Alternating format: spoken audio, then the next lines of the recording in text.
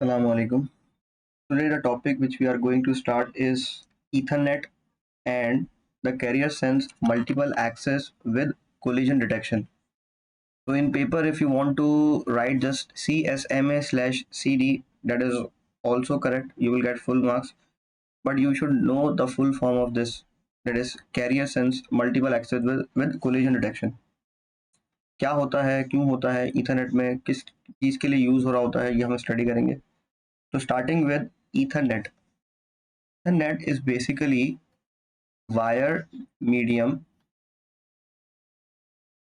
which is basically used in local area network. Ethernet हो गया हमारे पास. ये हमारे पास जब हम वायर्ड और वायरलेस मीडियम पढ़ेंगे तो उसमें हमारे पास एक twisted pair of cable wired होता है which is said to be as Ethernet wire. और Ethernet wire is made up of copper.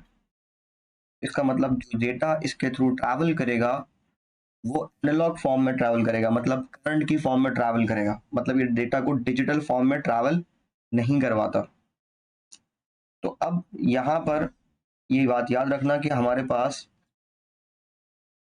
जो ईथरनेट है that is also follow it is a protocol suit. You can also it's a protocol suit. ठीक है. The name of the protocol is IEEE 802.3. Although this name of the protocol, that is IEEE 802.3, is not required for the marking scheme point of view. You will just write that if you just need to define what is Ethernet, you can simply write that it is a protocol suite. So examiner will give you full marks. As well as you just need to write that this is basically the wired medium that is used to transfer data, that is used for data transmission. ठीक है. हमारे पास internet से data travel किस तरह से कर रहा होता है, इस बात को याद रखो कि हम लोगों ने ओ लेवल्स में पैकेट्स के बारे में पढ़ा था. ठीक है. तो पैकेट्स कहते हैं data which is basically divided या broken up into small pieces या chunks which is known as packets. तो हम डेटा पैकेट्स को ट्रांसफर करते हैं तो उसके हेडर में सोर्स का IP address as well as destination का आईपी एड्रेस मौजूद होता है. सोर्स डेस्टिनेशन का हूँ, सेंडर या रेसिपिएंट का हूँ, बात एक ही है. वेयर एज अगर मैं ईथरनेट में अगर कोई पैकेट ट्रैवल कर रहा है this is said to be as frames. So if you are writing a data, so just need to write this thing that data is transmitted in frames. Okay, you do not need to write this packets.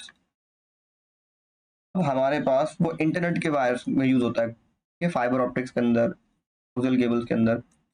ये जो हमारे पास frames है, इस frame के अंदर भी हमारे पास सोर्स डेस्टिनेशन का आईपी एड्रेस होता है. ठीक है. एज वेल एज यहाँ पर there could be error checking method which basically needs to check जो भी हमारा फ्रेम है उसमें कोई एरर तो अकर नहीं हुआ, कंप्लीट फ्रेम पहुंचा है from one computer to another. फिर ईथरनेट वायर में it also supports half duplex data transmission as well as full duplex data transmission. इस चैप्टर का मैंने पहले बताया था कि जो प्रीरेक्विजिट्स है वो ओ लेवल्स के अंदर चैप्टर 2.1, इसके अलावा 3.4, 5.1. तो अगर आप उसको पढ़ लोगे, एक बार रीड आउट कर लोगे तो चीज़ें आपके लिए आसान हो जाएंगी. हमारे पास जो डेटा ट्रांसमिशन होती है, हाफ डुप्लेक्स हो गया, फुल डुप्लेक्स हो गया, एक और चीज़ होती है वजह सिंप्लेक्स. ये तीनों चीज़ें जो होती हैं ये बताती हैं कि डेटा की डायरेक्शन, डेटा जो है वो जो दो डिवाइसेस आपस में कम्युनिकेट कर रही होती हैं तो दोनों डेटा सेंड कर सकती हैं. अगर कर सकती हैं तो क्या एक साथ कर सकती हैं. अगर सिंप्लेक्स की बात करते हैं, सिंप्लेक्स में होता है only one device can send data, other would only receive data. तो फॉर एग्जांपल अगर मैं कहता हूं कि अगर मैं कीबोर्ड से कोई भी डेटा एंट्री कर रहा हूं और उसको सेंड कर रहा हूं कंप्यूटर में, तो data entered from a keyboard a computer is said to be as simplex data transmission method. ठीक है. अगर मैं फॉर एग्जांपल हाफ डुप्लेक्स की बात कर रहा हूं तो यहाँ पे ये बात याद रखो, हाफ डुप्लेक्स के अंदर both the devices can send and receive data, मतलब दोनों डिवाइसेस जो होंगी फॉर एग्जांपल वो डेटा भेज सकती हैं और रिसीव भी कर सकती हैं, but not at the same time. Full duplex के अंदर, full duplex is also said to be as, simply अगर हम उसको डुप्लेक्स लेंगे बात एक ही है, इसमें both the devices can send and receive data at a same time. यहाँ पे जो बात हो रही होती है वो डायरेक्शन की बात हो रही होती है, ठीक है। Over here we are basically just talking about the direction या फ्लो ऑफ अ डेटा, ठीक है। अब इसको याद रख लेना कि ईथरनेट में half duplex as well as full duplex data transmission हो सकती है। अब जब डेटा ट्रांसमिशन हो सकती है और चूंकि ईथरनेट के अंदर जो डेटा ट्रैवल कर रहा होता है वो करंट की फॉर्म में कर रहा होता है, हमने एक बस टोपोलॉजी के अंदर देखा था कि हमारे पास एक बैकबोन होती है, वायर्ड होता है जो कि ईथरनेट ही होता है। फॉर एग्जांपल अगर उसके साथ मैंने कुछ डिवाइसेस को कनेक्ट कर दिया, इस चीज को याद रखना कि जो ईथरनेट वायर होता है ना, की जो लेंथ होती है वो लिमिटेड होती है। फॉर एग्जांपल अगर मैं कहूँ ये 200 मीटर लेंथ ऊपर अगर सिग्नल फॉर एग्जांपल ट्रैवल करेगा, जो सिग्नल्स हैं दैट वुड बी एटीन्यूएटेड, मतलब एटीन्यूएशन अकर हो जाएगी। एटीन्यूएशन का मतलब मैंने बताया था लॉस ऑफ सिग्नल। एक प्रॉब्लम जो हमारे पास ईथरनेट केबल्स के अंदर आती है, उसमें जो लेंथ है ईथरनेट वायर की वो बहुत ज़्यादा आप इंक्रीज नहीं कर सकते, अगर करोगे तो सिग्नल लॉस हो जाएगा और अगर आपको आगे भेजना है तो आपको रिपीटर्स को यूज़ करना पड़ेगा, तो ये इसकी एक लिमिटेशन है। दूसरा जो सबसे इंपॉर्टेंट लिमिटेशन है जिसको हम देखना चाहते हैं कि अगर तो फॉर एग्जांपल ईथरनेट जो है वो यूज़ कर रहा है हाफ ड्यूप्लेक्स डेटा ट्रांसमिशन, का मतलब ये हुआ कि only one device can send data at a time, मतलब all the devices can send and receive data, but the point there is they can not send receive data at a same time. So only one device can send or other would receive, or other would send and the rest of the them would be received the data. So इसका मतलब ये हुआ only one device can send data at a time in Ethernet wire if we are talking about half duplex Ethernet. और अगर ऐसा हो जाए तो might be कि अगर दो या दो से ज्यादा डिवाइसेस एक साथ डेटा ट्रांसफर करने लग जाएं तो देयर कुड बी कोलिजन अकर। तो कोलिजन की डेफिनेशन भी हमारे पेपर में इंपॉर्टेंट है जो आती है। So collision said to be as, एक मिनट राइटिंग टेबलेट खराब कर रहा है। कोलिजन कहलाती है व्हेन टू और मोर devices which is using Ethernet cable start sharing their data at the same time, the collision of data would occur. For example अगर ए और बी साथ डेटा ट्रांसफर कर रहे हैं तो ए से करंट आया यहाँ पे और बी से आया तो ये कोलिजन यहाँ पर जगह पर अकर हो जाएगी। जब ये कोलिजन इंटरनेट में बहुत ज़्यादा कॉमन है तो इस कोलिजन को किस तरीके से हम ओवरकम कर सकते हैं, इस प्रॉब्लम को हम किस तरीके से अवॉइड कर सकते हैं, कम कर सकते हैं, that is basically we will use this CSMA/CD, carrier sense multiple access with collision detection। हमारे पास एक तो ये हो गया ईथरनेट को डिफाइन करने का पेपर में क्वेश्चन आता है, जो कि क्वेश्चन ये आया हुआ भी है विच इज मई जून 2023 में। ये क्वेश्चन मैंने चेक किया था तो ज़्यादातर स्टूडेंट्स के जो पॉइंट्स थे वो सही नहीं थे। अगर वो ये आपसे पूछता है describe what is meant by Ethernet, तो you just need to write that it is a protocol suite. अगर लिखो तो भी ठीक है, ना लिखो तब भी आपको मार्क्स मिल जाएंगे, but you can need to write it is a protocol suite. ये जो रेड है ये जस्ट इसकी आगे फर्दर पॉइंट अगर किसी ने लिखा है तो और बेहतर है, नहीं भी लिखा तो भी कोई मसला नहीं है। It is a protocol suit that is designed for use in a wired local area network. Do not right wireless, ठीक है, क्योंकि ये वायर्ड है। क्यों यूज होता है? For the data transmission for a wired या cable network connection. uses carrier sense multiple access / collision detection. Yeah, data is transmitted in frames. Each frame has a source and a destination IP/MAC address. error checking data. These are the points that you need to memorize to describe the Ethernet. You are not supposed to write the description of Ethernet cable like the twisted pair of cable which we will study in wired and wireless medium. कितने wires होते हैं, कैसे क्या combination होता है, कैसे बनता है. Ethernet is made up of nodes. अभी ये वाला क्वेश्चन एक अलग है, ठीक है, तो हम डिस्कस कर लेंगे. Then we are not need to describe the carrier sense multiple access / CD in this particular question.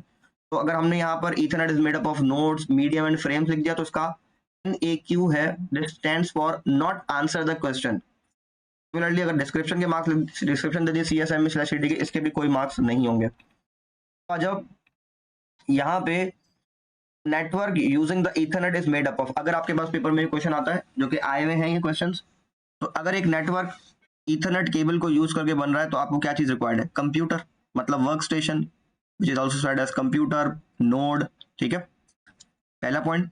दूसरा पॉइंट मीडियम. मीडियम का मतलब पाथ, चैनल, तो it could be the Ethernet cable. And the third thing is data जो travel करेगा, which is said to be as frame. इसके बाद उसका source address as well as destination address होगा. ठीक है, आईपी एड्रेस भी कह सकते हो, मैक एड्रेस भी कह सकते हो. तो ये वाला क्वेश्चन भी आता है पेपर में, इसको भी याद रखना. Ethernet किस तरह से काम करता है? फ्रेम्स ट्रैवल करते हैं, ठीक है. मैक एड्रेस के थ्रू डिवाइस की आइडेंटिफिकेशन होती है. मैक एड्रेस बेसिकली जो हर डिवाइस के अंदर जो NIC कार्ड होता है which is network interface card, जो कि मैन्युफैक्चरर इंस्टॉल करता है, उसका पास हर डिवाइस के पास अपना एक मैक एड्रेस होता है जो कि यूनिकली उस डिवाइस को आइडेंटिफाई करवा रहा होता है उस नेटवर्क में. तो जब डेटा ट्रैवल कर रहा होता है Ethernet के थ्रू, तो वो हर एक कंप्यूटर के पास जाता है और डिवाइस के मैक एड्रेस को मैच अगर हो जाता है तो उसको डिलीवर होगा, और अगर मैक एड्रेस मैच नहीं होगा तो वो सक्सेसफुली डिलीवर नहीं होगा. फिर डिफरेंट स्पीड्स हैं इसकी. 10 Mbps वाला Ethernet वायर भी होता है, 100 Mbps. It's totally depend upon the usages कि आपको कितना जो फास्ट डेटा जो है वो ट्रैवल करवाना है. तो ये जो हमारे पास Mbps होता है, ऑल्दो हम इसको बिट स्ट्रीमिंग में पढ़ेंगे, these are basically known as bandwidth, मतलब the amount of data that travels in a second. तो मतलब Mbps मतलब 10 मेगाबिट्स पर सेकंड, मतलब एक सेकंड में 10 मेगाबिट्स ट्रांसफर होगी. अब आ जाते हैं कोलिजन की तरफ. कोलिजन को किस तरीके से अवॉइड करना, तो मैंने बताया कि भाई हाफ डुप्लेक्स में आ जाती है कोलिजन अगर होती है, ठीक है, फुल डुप्लेक्स में नहीं होगी. अब अगर हम बात करते हैं कैरियर सेंस, ठीक है, तो यहाँ पे device check if the network is free before sending the data. For example, ये बिल्कुल अगर मैं carrier sense multiple access / CD को बताऊं, ये बिल्कुल ऐसा है. रियल लाइफ अगर मैं इसकी एनालॉजी दूं तो इसके अंदर इसका समझो कि एक for example family dining table पे बैठी हुई खाना खा रही है और एक पर्सन जो है वो बोल रहा है और बाकी सब उसको सुन रहे हैं. और जब वो बोलना फॉर एग्जांपल बंद कर देगा तो अगर कोई दूसरा बोलेगा तो बात समझ में आएगी, कम्युनिकेशन अच्छी होगी. लेकिन अगर फॉर एग्जांपल साइमल्टेनियसली दो बंदे बोलना शुरू कर देंगे तो वो किसी को कम्युनिकेशन किसी को भी समझ नहीं आएगी.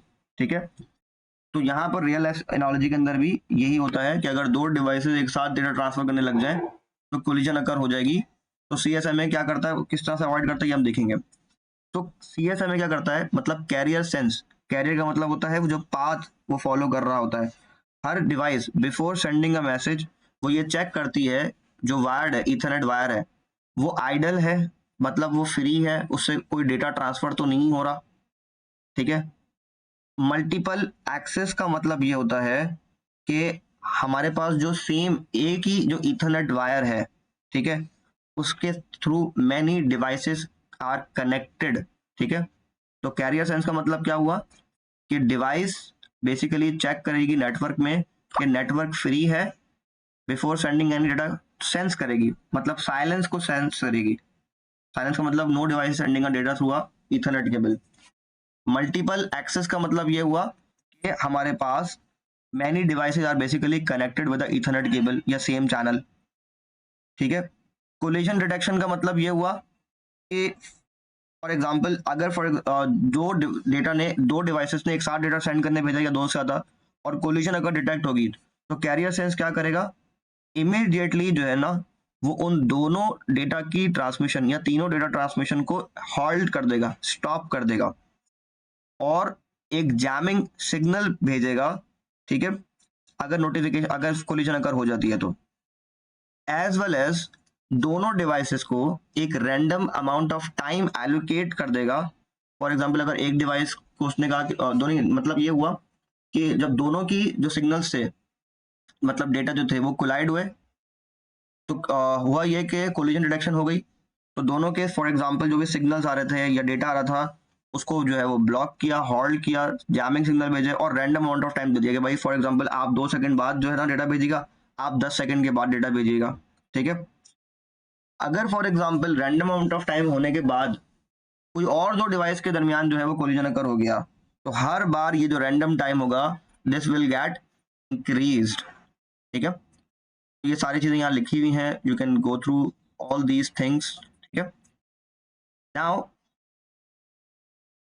पेपर में अगर आपके पास डिस्क्राइब करने के लिए आता है, describe how carrier sense multiple access slash collision detection manages collision during data transmission, जो कि पेपर में बहुत बार पूछा जाने वाला क्वेश्चन है। So you have to basically write all these points. Work station PC बात एक ही है। तो work station listens to the communication channels. Listens का मतलब सेंस करना कि जो ट्रांसमिशन लाइन है, जो ईथरनेट वायर है, वो आइडल है या नहीं है।